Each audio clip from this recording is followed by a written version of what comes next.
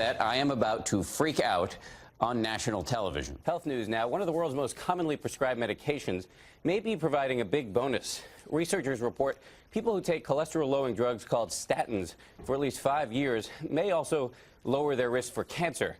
But it's too early to prescribe statins slowly for cancer production. At this point, I realize I'm helpless, so I bail right in the middle. That does it for news. We're going to go back now to Robin and Charlie. All right, thanks very much, Dan Harris at the news desk with some of the headlines of the morning. All right, folks, that was Dan Harris of ABC News. You watch him on Nightline, and of course you watch him on Good Morning America weekends. And right now you're watching him here. He is in studio. Dan, great to see you. Thanks for coming in. Appreciate it. The book, 10% Happier, How I Tamed the Voice in My Head, Reduced Stress Without Losing My Edge, and Found Self-Help That Actually Works, a true story by Dan Harris. And first of all, that panic attack that you had on the air, was that the first time? That was the first time. It was the first time, so it came out of the blue. It came out of the blue. Wow. I had low-level stage fright, but nothing like an inability to talk. Have you had it since? I had one other after that one, and that was when I went to see a doctor. Yeah, and so you say after you settled down, then came I know there's a sense of relief. When it dies down, there's a sense of relief. I could tell you, because I've had panic attacks. You have? Yes. Okay. And the first one that I had on the air was I was in college, and I was doing the sports at 9 o'clock in the morning. The guy was doing the news. He threw it to me, and I had been doing it. Wasn't something new like you. Yours wasn't either. And I just, same exact thing like you. The heart, out of breath, feel like you get a faint probably or pass out if you kept talking. Mm-hmm. Same deal. And I've been on and off. I've never said this before publicly. I've been on and off with that. It's been under control for many years, but it was a struggle. Yeah, it's a struggle. It feels like you're wondering, am I not going to be able to earn a living anymore? Yeah, very frightening. So you went to a doctor? I went to a doctor, and he asked me a series of questions. He was an expert in panic, and one of the things he asked me was, do you do drugs? And I sheepishly said, yeah, I do. And he said, mystery solved. Really? Yeah. Okay, so what, illegal, yeah, addictive drugs? I had come home from serving in Iraq and Afghanistan as a journalist. Iraq, Afghanistan, the Middle East, many years after 9/11, I spent in war zones.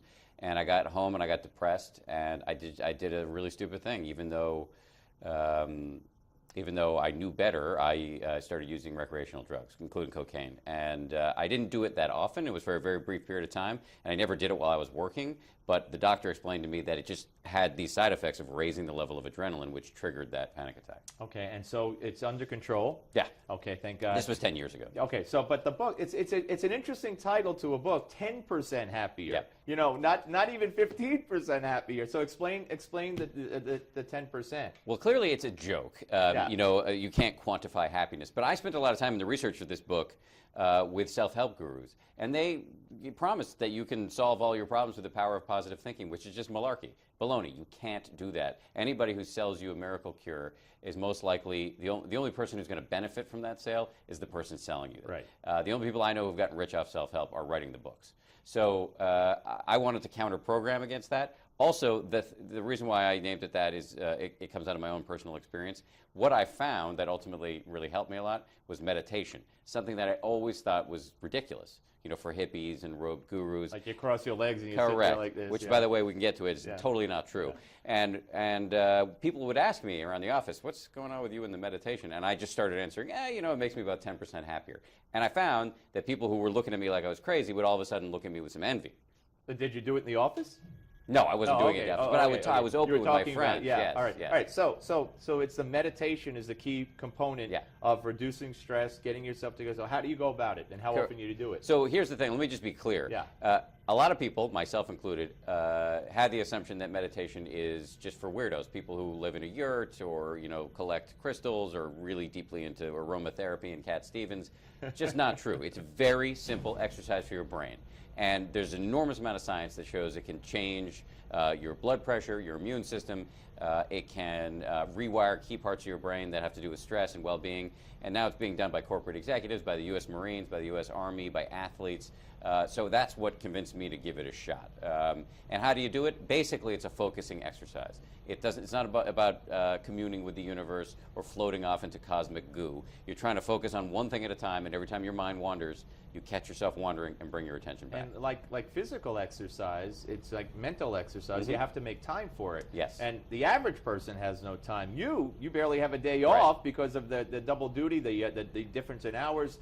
Tomorrow morning you're getting up at 2 in the morning. Yeah. Where do you find? How do you make the time? Here's what I say to people who say they don't have the time: 5 minutes.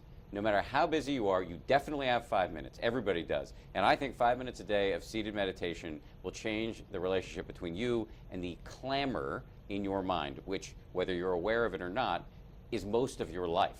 This constant wanting, not wanting, judging, comparing yourself to other people, projecting forward into the future, remembering the past as opposed to being where you are at any given moment.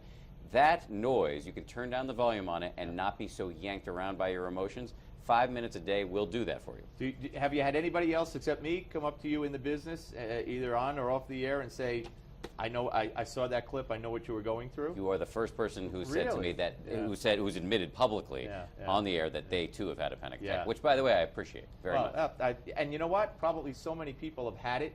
I mean, in general, not in the business necessarily, and don't know what it is, or know what it is but don't want to address it and live their life in fear, not knowing what they're going through, and that's a terrible thing. Absolutely. But I want to be clear, I had some reluctance about talking about, in the book, I'm very open about a lot of personal, embarrassing things because I think it's useful for it will help, get people's attention. I was a little reluctant to talk about it, not because it's embarrassing, but because I don't want people to think that meditation is only for people who have problems. I don't even make that connection. Okay, good. No. Because there's a reason why we all need to reduce stress. Absolutely. Everybody. And there's this elite little subculture of people who are doing this thing that has long been considered only for hippies and gurus, right. and now is becoming sort of the next big public health revolution. All right, let's turn our attention by the book. The book again, 10% Happier by Dan Harris. Pick it up, and very interesting. I mean, very, very interesting. And bravo for watching that video with us. I appreciate that. All right, so media bias. Yes. Is there a media bias in your view?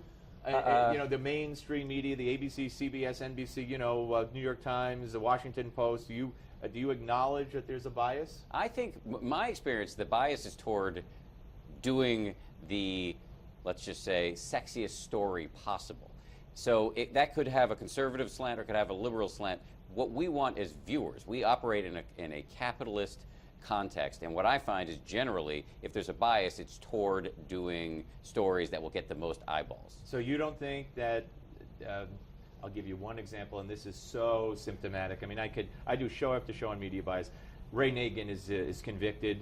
No identification that he's a Democrat. The gun-running senator in California, hardly any that he was a Democrat. And the irony that he's a strong anti-gun nut, and here he was running guns. If you look and Google that the identification of Democrats who are in trouble, they leave out Democrat as a matter of fact. And that's just one little thing. I could list you stories that have not been covered by the media, and so you've never. Larry King sat here and told me 55 years. I've never once seen media bias. Not once. Never. And that was the day that Megan got. I said, you watch Brian Williams tonight.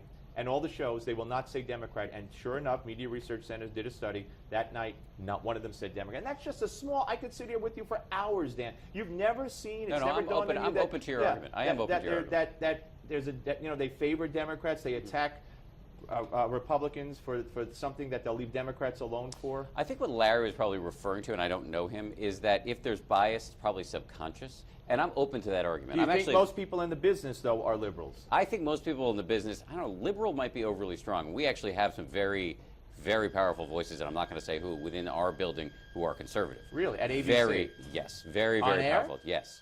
So. Want to name one? No. But I wouldn't name one who I thought was liberal either, so I'm just being fair. Having said that, I'm open to the possibility, very much open to the possibility, that there is absolutely a subconscious bias that manifests in just the type of thing you're talking about. But in my time there, I've never heard anybody say something like, we're going to go get this guy because he's a Republican. Fair enough. Dan, great seeing you. My pleasure. Thank you very much. Dan Harris, ladies and gentlemen, the book again, 10% Happier, right here on the Steve Malzberg Show. We're coming back, and you know what we're coming back with? Gimme 5, and you're not going to want to miss this segment, I promise you, on the Steve